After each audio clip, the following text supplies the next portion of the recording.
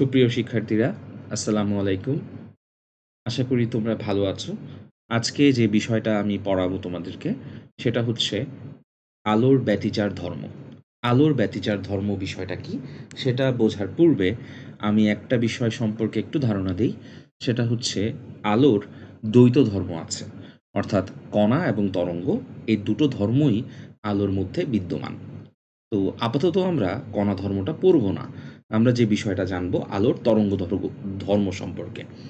তরঙ্গ ধর্ম অর্থাৎ তরঙ্গ কি করে? তরঙ্গ একটি স্থান থেকে আরেকটি স্থানে শক্তিকে সঞ্চালিত করে। অর্থাৎ তরঙ্গ হচ্ছে শক্তি সঞ্চালনের একটা প্রক্রিয়া। সো আলো যখন একটা স্থান থেকে আরেকটা স্থানে যায়, তখন সে তরঙ্গ আকারে সঞ্চালিত হয়। তরঙ্গ আবার ২ প্রকারের আছে। একটা হচ্ছে অনুদৈর্ঘ্য তরঙ্গ, আরেকটা হচ্ছে অনুপ্রস্থ তরঙ্গ। অনুদৈর্ঘ্য তরঙ্গ এটি সংকোচন এবং প্রসারণের মাধ্যমে কিন্তু সঞ্চালিত হয়। যেখানে তরঙ্গের যে কণার ভাইব্রেশনের দিক এবং এনার্জি ট্রান্সমিশনের দিক, এই দুটোর মধ্যবর্তী কোণ ০ ডিগ্রি হয়। বাট আলো এমনটা না। আলো হচ্ছে অনুপ্রস্থ তরঙ্গ। অনুপ্রস্থ তরঙ্গ মানে হচ্ছে যে সকল তরঙ্গের ভাইব্রেশন এবং শক্তি সঞ্চালন এ দুটো সমকোণে হয়, তাদেরকে বলা হয় অনুপ্রস্থ তরঙ্গ। সো আমরা আলোকে অনুপ্রস্থ তরঙ্গ বা ট্রান্সভার্স ওয়েভ হিসেবে চিন্তা করি। আমি একটা উদাহরণ দিয়ে বিষয়টাকে পরিষ্কার করার চেষ্টা করছি। এই যে দেখো, আমি যখন আমি যখন এখানে চিন্তা করছি যে পানির ফোঁটা পড়ছে, হ্যাঁ? আমি এভাবে চিন্তা করছি একটা স্থান, এখানে পানির ফোঁটা পড়ছে। তো আমি সাইড ভিউ থেকে দেখাই প্রথমে। এই যে এখানে স্থান, এখানে পানির ফোঁটা পড়ছে একটি পাইপ থেকে। তো ফোঁটাটা যখন যাচ্ছে, তখন এনার্জিটা ট্রান্সমিট হচ্ছে। এখন খেয়াল করে দেখো, এনার্জিটা যখন ট্রান্সমিট হচ্ছে, আমি গ্রাফ দিয়ে বিষয়টা বুঝাই। এনার্জিটা যখন ট্রান্সমিট হচ্ছে, তখন খেয়াল করো, এখানে যে ভাইব্রেশনটা, সেটা কিন্তু হচ্ছে তোমার ওয়াই অক্ষ বরাবর, অর্থাৎ উপর থেকে নিচে, হ্যাঁ? পানির ভাইব্রেশনটা কিন্তু উপর থেকে নিচে হচ্ছে। আর শক্তি সঞ্চালন হচ্ছে সামনের দিকে। সো ভাইব্রেশন যদি উপর থেকে নিচে হয়, আর শক্তির সঞ্চালন যদি সামনের দিকে হয়, এদের মধ্যবর্তী কোণ হয় সমকোণ তথা ৯০ ডিগ্রি। এবং এটার কারণেই এটাকে বলা হয় অনুপ্রস্থ তরঙ্গ, অর্থাৎ ট্রান্সভার্স ওয়েভ। সো আলো যে ভাবে শক্তি সঞ্চালিত করে যেই সিস্টেমে, সেটা হচ্ছে আহ, অনুপ্রস্থ তরঙ্গ। ওকে, তাহলে এই বিষয়টা সম্পর্কে একটা আইডিয়া পেলাম যে আলো হচ্ছে অনুপ্রস্থ তরঙ্গ। আমি এখানে পানির সাথে আলোকে তুলনা করে এই উদাহরণটা দিয়ে তোমাদেরকে বোঝানোর চেষ্টা করছি যে পাইপ থেকে যখন পানি পড়ছে, তখন ফোঁটায় ফোঁটায় পানি পড়ছে আর শক্তিটা ট্রান্সমিট হচ্ছে। এই বিষয়টা একটু বলি। পাইপের মধ্যে শক্তি ছিল কিন্তু বিভব শক্তি। হ্যাঁ, বিভব শক্তিটা যখন পড়তেছে, তখন সেটা গতিশক্তিতে কনভার্ট হয়েছে। গতিশক্তিটা পানিতে পড়লো, আর পানি হচ্ছে একটা স্থিতিস্থাপক মাধ্যম। যার কারণে পানি এই শক্তিটাকে নিয়ে সে তরঙ্গ আকারে শক্তিটা চারদিকে সঞ্চালিত করছে। এভাবেই শক্তি তার রূপ পরিবর্তন করছে। বিভব শক্তি পাইপ থেকে বের হওয়ার সময় গতিতে পরিণত হয়, আর এই গতিটা স্থিতিস্থাপক মাধ্যম তথা পানিতে এসে তরঙ্গ আকারে শক্তিকে সঞ্চালন করে। এভাবেই শক্তিগুলো মূলত ট্রান্সমিট হয়। আচ্ছা যাক, তো এই বিষয়টা জানলাম যে আলো হচ্ছে অনুপ্রস্থ তরঙ্গ, এবং এটি কিছু চূড়া এবং খাঁজের মাধ্যমে শক্তিটাকে সঞ্চালন করে। এই চূড়া এবং খাঁজকে আমরা আলোর তরঙ্গ মুখ বলতে পারি বা ওয়েভ ফ্রন্ট বলতে পারি। আমি টপ ভিউ থেকে, অর্থাৎ উপর থেকে একটা ভিউ দিয়ে তোমাদেরকে বিষয়টা বোঝাই। একটু খেয়াল করো, এটা হচ্ছে উপরের ভিউ। অর্থাৎ পানির ফোঁটা যখন পানিতে পড়ছে, হ্যাঁ, পুকুরে যখন ঢিল ছোড়া হয়, তখন এই ভিউটা কিন্তু দেখা যায়। এভাবে কিন্তু আলো গলীয় কিছু তরঙ্গ মুখ তৈরি করে সামনের দিকে অগ্রসর হয়। এটা উপর থেকে দেখানো হচ্ছে ভিউটা। ওকে, ফাইন। সো আমি টপ ভিউ এবং সাইড ভিউ, অর্থাৎ উপর থেকে এবং পাশ থেকে তরঙ্গ কেমন হবে সেই ২ টা ভিউ পেয়ে গেলাম। হ্যাঁ? এখানে আসলে পানির মাধ্যমে আলোকে জাস্ট কম্পেয়ার করা হচ্ছে। ঠিক আছে? আচ্ছা, এবার চলে আসো আজকের টপিকে। আমি প্রথমে আলো কী এই বিষয়টা তোমাকে বোঝালাম। আজকের টপিকটা হচ্ছে মূলত ব্যতিচার নিয়ে। ব্যতিচার বিষয়টা কী? যখন ২টি তরঙ্গ একটির উপর একটি আপতিত হয়। এখানে ২টির বেশিও হতে পারে, বাট আমরা আমাদের বোঝার সুবিধার্থে ২টি তরঙ্গই পড়ব। আবার এই ২টি তরঙ্গের দশা, আদিদশা এবং এদের যে কম্পাঙ্ক, সেটাকে আমি এবং বিস্তার, এগুলোকে আমি একই ধরে নেই বা কাছাকাছি ধরে নেই। আমি ধরে নেই এরা কাছাকাছি। আমি ব্যতিচারের বিষয় যদি বলি, তাহলে যেকোনো প্রকারের তরঙ্গ হতে পারে। কিন্তু আমি বোঝানোর সুবিধার্থে আমাদের টপিক রিলেটেড যেটা, সেটা অনুসারে যদি তোমাকে বোঝাতে চাই, তাহলে ধরে নিতে হবে যে আমি দুটো তরঙ্গ নিয়ে কথা বলবো, যাদের দশা অর্থাৎ শুরুর অবস্থা ছিল একই রকমের, যাদের কম্পাঙ্কও একই রকমের এবং যাদের বিস্তারও একই রকমের। অর্থাৎ কম্পাঙ্ক এবং বিস্তার এবং শুরুর দশা এই তিনটাই হচ্ছে একই রকমের। এরকম দুটো উৎস আমি কল্পনা করব। এই দুটো উৎসগুলোকে আবার বলা হচ্ছে সুসংগত উৎস। যে সকল উৎসের কম্পাঙ্ক, বিস্তার এবং আদিদশা একই হয়, তাদেরকে আমরা সুসংগত উৎস বলতে পারি। সো এরকম দুটো সুসংগত উৎস আমি এখন কল্পনা করব।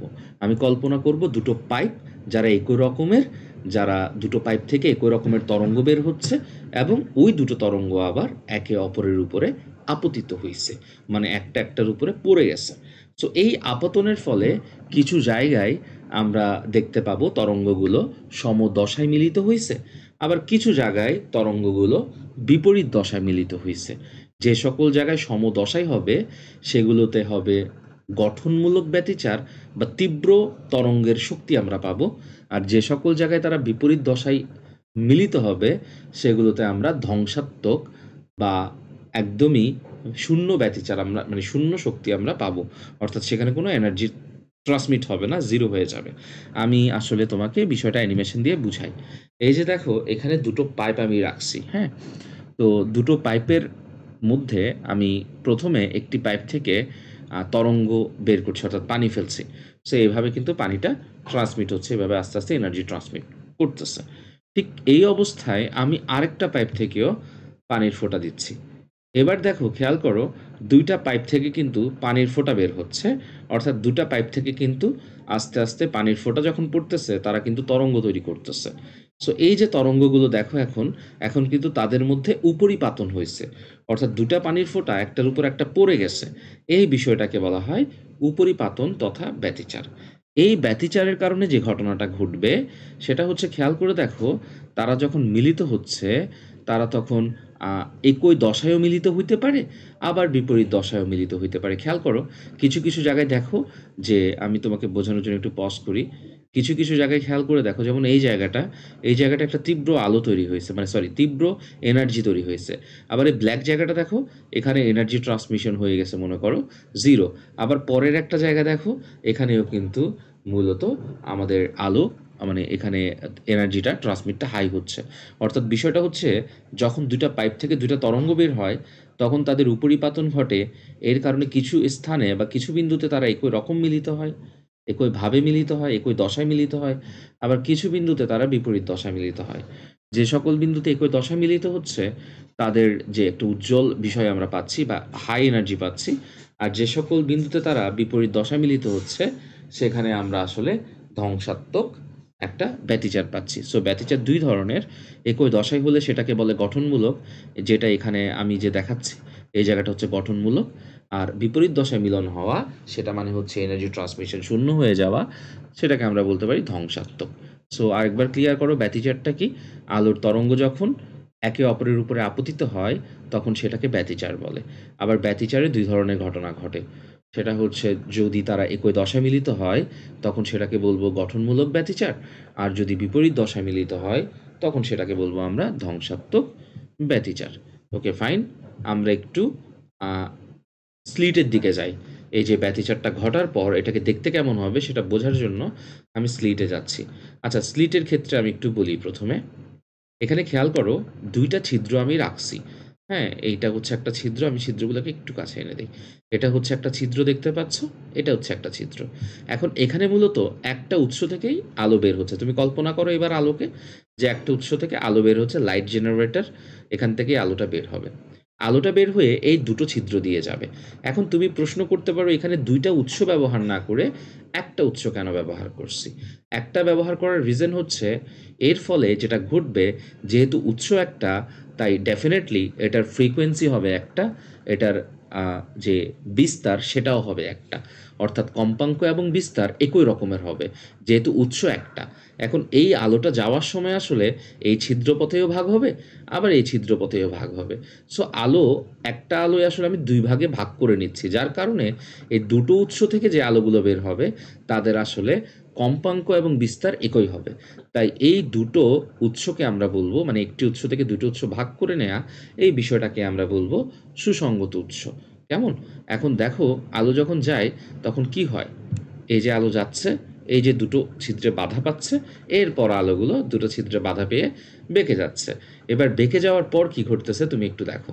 তারা যখন বেঁকে যাচ্ছে দুটো ছিদ্র পথে, তখন কিন্তু তাদের মধ্যে উপরিপাতন ঘটতেছে। সো উপরিপাতনের ফলে এই যে তুমি খেয়াল করে দেখো, কিছু পয়েন্টে তারা একই দশায় মিলিত হয়েছে, আবার কিছু পয়েন্টে তারা বিপরীত দশায় মিলিত হয়েছে।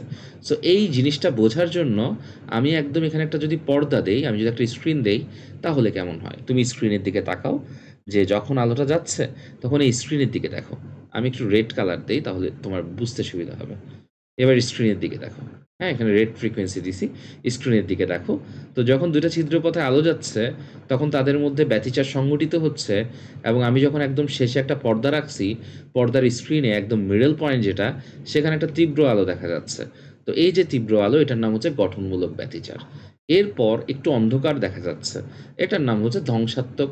আবার একটু আলোকিত দেখা যাচ্ছে, আবারও গঠনমূলক, আবারও ধ্বংসাত্মক। এইভাবেই মূলত গঠনমূলক এবং ধ্বংসাত্মক ব্যতিচার তৈরি হয়। ঠিক আছে? এখন প্রশ্ন করতে পারো, স্যার এখানে ফ্রিকোয়েন্সির মাধ্যমে যে কালার চেঞ্জ করতেছেন, এখানে যদি এরকম কালারের আলো না দিয়ে যদি সাদা আলো দেয়া হতো কি হতো? সাদা আলো দিলে আসলে যেটা হতো, এখানে তুমি এরকম কোনো স্লিট দেখতে পারতা না, অর্থাৎ তুমি এরকম কোনো ডোরা দেখতে পারতা না। তার পরিবর্তে তুমি বিভিন্ন রকমের বিভিন্ন বর্ণের ডোরা দেখতে পারতা। মানে অন্ধকার আলো না দেখে তার পরিবর্তে দেখা যেত বেগুনি, লাল, নীল এই টাইপসের বিষয় তুমি দেখতা। অর্থাৎ ৭ রঙের আলোর ভাগ দেখতে পাইতা। হ্যাঁ, বর্ণালী তৈরি হয়ে যেত। সেটা তখন এরকম স্লিট তৈরি হইতো না। ঠিক আছে? সো আশা করি এই ব্যতিচারের বিষয়টা তোমরা বুঝতে পারছো। তাহলে পুরো জিনিসটাকে একটু আমার সাথে ক্লিয়ার করে ফেলো। আচ্ছা, আমি যদি তীব্রতাও এখানে তোমাকে দেখাতে চাই, তাহলে তুমি একটু দেখো ভালো করে। যখন তারা মিলিত হচ্ছে, তখন পর্দায় একটা গ্রাফ দিয়ে বোঝানো হচ্ছে যে তীব্রতাও কিন্তু আস্তে, আস্তে চেঞ্জ হচ্ছে। কেমন? তাহলে পুরো জিনিসটা আমার সাথে একটু ক্লিয়ার করে ফেলো, তাহলে তোমার বুঝতে সুবিধা হবে। ওকে? সো আলো যখন একটা উৎস থেকে তৈরি হয়, একটা উৎস থেকে আসে, তখন তার কম্পাঙ্ক এবং বিস্তার একই থাকে। আমি ওই একটা উৎসের আলোকে এখানে মূলত ২ টা সেপারেট ভাগে ভাগ করে নিয়েছি। যার কারণে একটা আলো ২ টা ভাগে ভাগ হয়ে গেছে। এই ২ টা ভাগের নাম কি হবে? সুসংগত উৎস, কোহেরিয়েন্ট সোর্স। এই সুসংগত উৎস থেকে যখন আলো নির্গত হইছে, তখন এই দুটো আলো যে নির্গত হচ্ছে, যে আলোগুলো বের হচ্ছে দুটো ছিদ্রপথে, এই দুটো আলো হচ্ছে একই কম্পাঙ্ক এবং বিস্তার বিশিষ্ট।